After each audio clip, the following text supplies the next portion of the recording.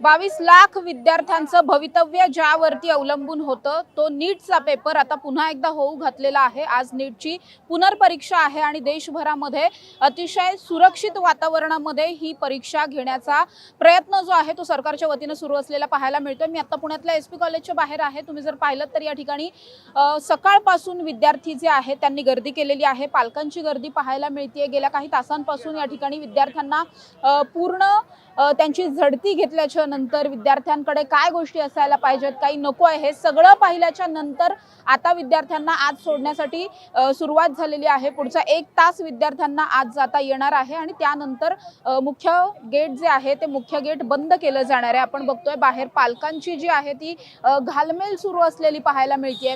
Already एक paper फुटल्यामुळे प्रचंड विद्यार्थ्यांचं नुकसान झालेलं होतं। अनेक विद्यार्थ्यांनी या सगळ्यामध्ये अक्षरशः आत्महत्या केलेल्या आहेत। त्यामुळे हे सगळं जे नीट प्रकरण आहे ते सध्या अनेक विद्यार्थ्यांच्या आणि पालकांच्या सुद्धा जिव्हारी लागलंय असं म्हणावं लागेल। आणि आता जर आपण पाहिलं तर हे सगळेच विद्यार्थी आणि पालक या ठिकाणी पाहायला मिळतात जे पुढच्या 3 तासांमध्ये नीटची पेपर जी आहे नीटचा एक्झाम जो आहे तो पुन्हा एकदा देताना आपल्याला पाहायला मिळतात। आपण काही पालकांशी काही विद्यार्थ्यांशी बोलण्याचा या सगळ्यामध्ये प्रयत्न करणार आहोत की नेमक्या त्यांच्या भावना सध्याच्या घडीला काय आहे, त्यांना नेमकं काय वाटतं या सगळ्या परीक्षांच्या बाबतीत हे सगळं आपण विचारण्याचा प्रयत्न करणार आहोत। सर कोण तुमचं आहे आता नीटसाठी कोण प्रिपेअर होत आहे? मुलगी आहे।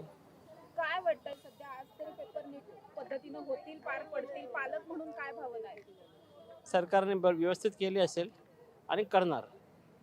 पण थोडंसं टेन्शन आलं होतं मागच्या वेळेस जे काही झालंय त्यामुळे। ते सर्वांसाठी झालंय, आपल्या एकट्यासाठी झालं नाहीये, तर you have to take it. नक्कीच काय भावना आहेत सर? कोण आहे तुमचं आता? माझी पण मुलगी आहे। ओके, पॉझिटिव्ह वाटतंय थोडंसं यावेळेस? आपल्याला पॉझिटिव्ह तर राहायला पाहिजे ना, ते तर प्रिपरेशन छान झालेलं आहे। प्रिपरेशन झालेलं आहे।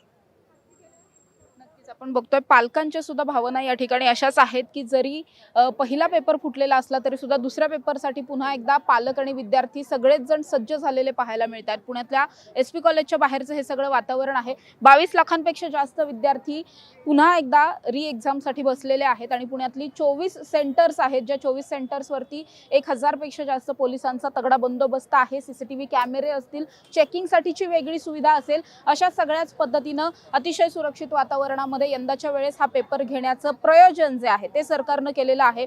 नीट पेपर फुटल्याच्या नंतर आतापर्यंत पुणे शहरामधून 5 अटक झालेले आहेत। या 5 अटक झाल्याच्या नंतर आता कुठे पुन्हा एकदा ही परीक्षा जी आहे ती होऊ घातलेली आहे। आपण आणखीन काही विद्यार्थी पालकांशी सुद्धा बोलण्याचा या सगळ्यामध्ये प्रयत्न करणार आहोत की त्यांच्या नेमक्या भावना काय आहेत। काही कोण आहे तुमचं, कोण गेलेलं आहे आतमध्ये परीक्षेसाठी? मुलगी आहे। मुलगी आहे। कसं वाटतंय, काय आता भावना आहे? थोडंसं पहिला पेपर फुटला होता त्यामुळे टेन्शन होतं। हो, आता पण जरा थोडं टेन्शन आहे की कशी होईल एक्झाम वगैरे नाही का। पण यंदाच्या वेळेस पेपर नीट जाईल असं वाटतंय का ताई? हो, जाईल असं वाटतंय। नक्कीच पालक जे आहे ते थोडीशी धाकधूक आहे कारण पुन्हा एकदा पेपर होऊ घातलेला आहे। विद्यार्थी आपण बघतोय विद्यार्थ्यांना सुद्धा टी शर्ट असेल, ट्रॅक पॅन्ट्स असतील, विदाऊट खिशे असलेले ज्याला बटन नाहीयेत अशा पद्धतीचे शर्ट घालायचे नाहीयेत, पेन सोबत न्यायचं नाहीये किंवा वॉटर बॉटल सोबत न्यायच्या नाहीयेत। सगळं काही आतमध्ये विद्यार्थ्यांसाठी जे आहे ती सगळं त्यांना जे जे काही पेपर लिहिण्यासाठी लागणार आहे ते सगळं काही आतमध्ये दिलं जाणार आहे। त्यामुळे कुठल्याही पद्धतीनं काहीही चुकीचा प्रकार घडू नये यासाठी आपण बघतोय विद्यार्थी जे आहेत ते अतिशय नीटपणे प्रिपेअर होऊन या ठिकाणी जात असलेले पाहायला मिळतात। आपण आणखीन काही पालकांशी सुद्धा बोलण्याचा या ठिकाणी प्रयत्न करणार आहोत। काय काय नेमक्या भावना आहेत? आतमध्ये जाणार आहेत आता एक्झाम? नाही, काही असं स्पेशल नाही आहे। ठीक आहे, मुलांवरती एकदा एक हे झालेलं आहे की असं व्हायला नको होता, पण ठीक आहे, जे आहे त्याला फेस तर करावं लागेल, सगळ्यांसोबत आहे। ठीक आहे, कॉन्फिडेंट आहे मुले। ॲक्च्युली करायला पाहिजे कारण ह्याच्या आधी त्यांना शिक्षा झालेली नाही त्या लोकांना आणि म्हणून ह्या सगळ्या गोष्टी परत परत होत आहे। सरकारने कठोर ते कठोर शिक्षा करायला पाहिजे अशा लोकांना। त्यांची सगळी संपत्ती काढून जे बिचाऱ्यांनी सुसाईड केलं आणि हे सगळ्यांना असं दानमध्ये द्यायला पाहिजे, म्हणजे ह्याच्या पुढे ती लोक अशा कधी करणार नाही।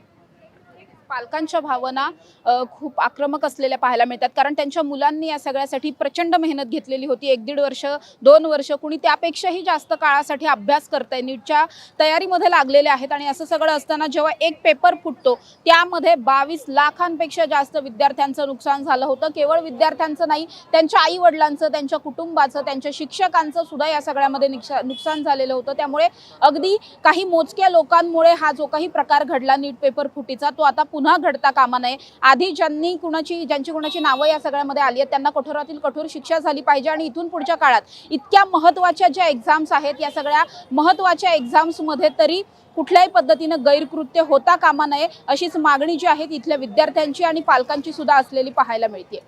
कॅमेरा पर्सन निलेश सह समृद्धी जाधव, टॉप न्यूज मराठी, पुणे.